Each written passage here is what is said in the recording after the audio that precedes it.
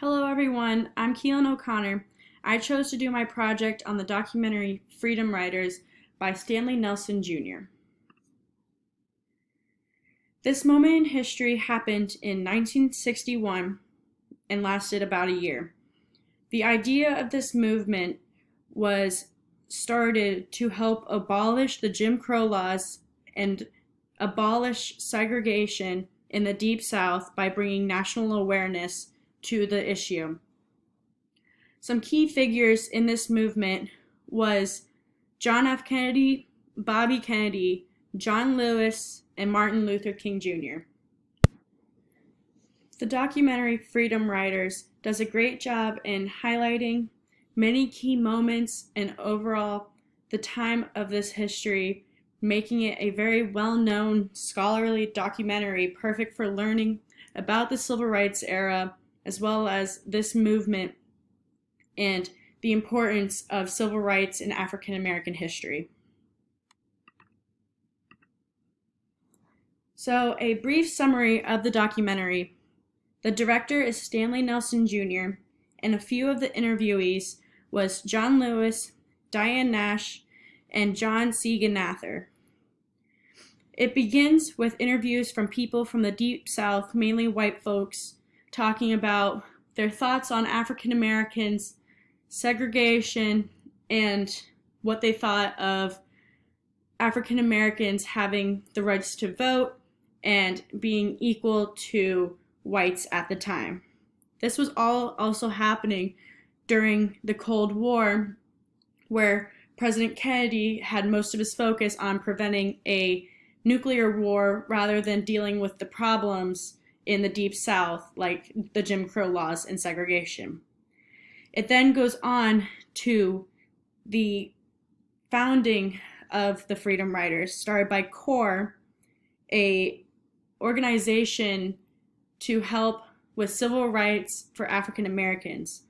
The Freedom Riders was started by James Farmer with 2 buses starting in Washington, D.C., making their way down into the Deep South. They stopped in at Atlanta, Georgia, where they met up with Martin Luther King Jr., where they were first warned about the mobs that were waiting for them in Alabama.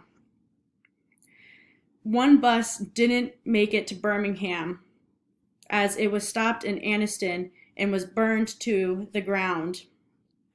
The bus that made it into Birmingham was mobbed by an even larger crowd than the one in Anniston, ultimately leading in those Freedom Riders needing to be escorted out of the state into Louisiana.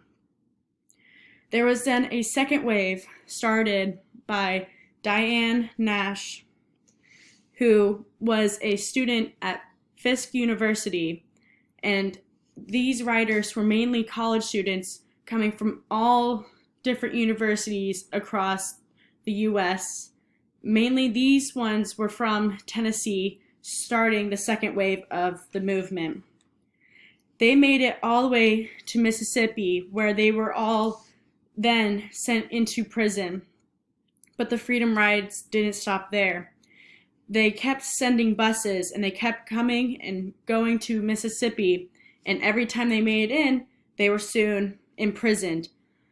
The buses kept coming until there was 200 plus imprisoned Freedom Riders, where soon Bobby Kennedy went to the ICC, the Interstate Commerce Commission, to abolish the Jim Crow laws and the segregation in the South, where ultimately had reached the goal of the freedom fighters in abolishing these laws in the Deep South. And then that was the end of the documentary.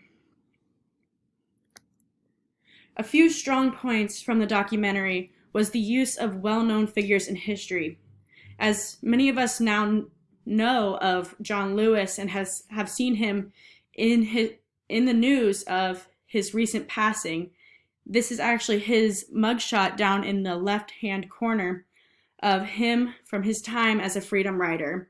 He was one of the most well-known people from the Civil Rights era, as he marched on Washington and was a part of Bloody Sunday and was one of the founding Freedom Riders.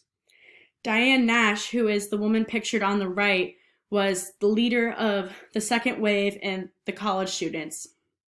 The picture on the top of the left is Bobby Kennedy and his assistant, John Siegenather, who was the main interviewee for the government side in helping assist these freedom riders in keeping them safe throughout their trip.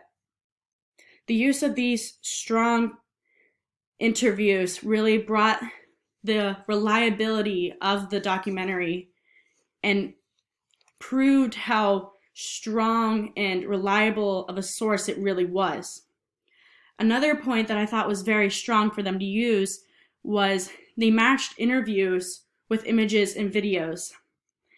The story that Miss McKinney told was her as a 12-year-old girl witnessing the buses burning in Anniston.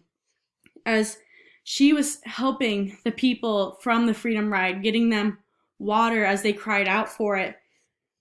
As she was speaking of these moments, they used images from her actually giving water and showing the people holding the cups that she was giving, or images of the bus burning, which really gave an audio as well as a visual representation of what was happening and really gave a concrete source of this witness and what was going on during this time. And I thought that was a very strong and well-used point in their use in this documentary. Some of the shortcomings I noticed was the introduction to the documentary.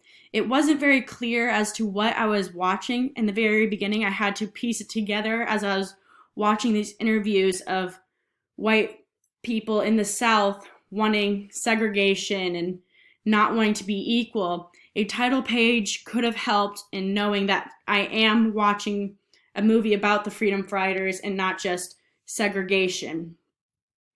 Another part, I thought the ending was quite rushed.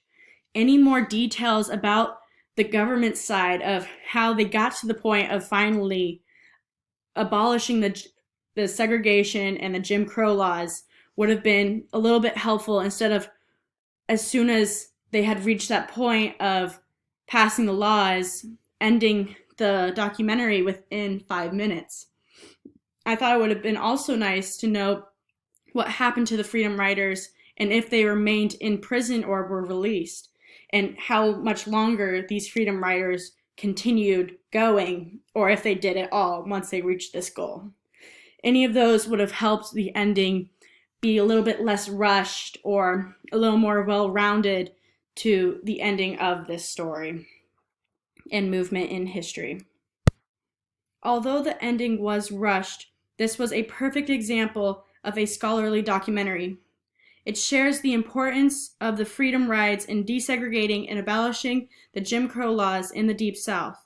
It's also a great teaching tool for high school and college to learn or advance their knowledge in this movement and African American rights, and is a great scholarly documentary using reliable sources, interviews, concrete people, witnesses, and images and videos from this moment. And overall was a great documentary to watch and would recommend to anyone who wants to learn more from the Civil Rights era or more on the Freedom Riders. Thank you for listening and watching my presentation.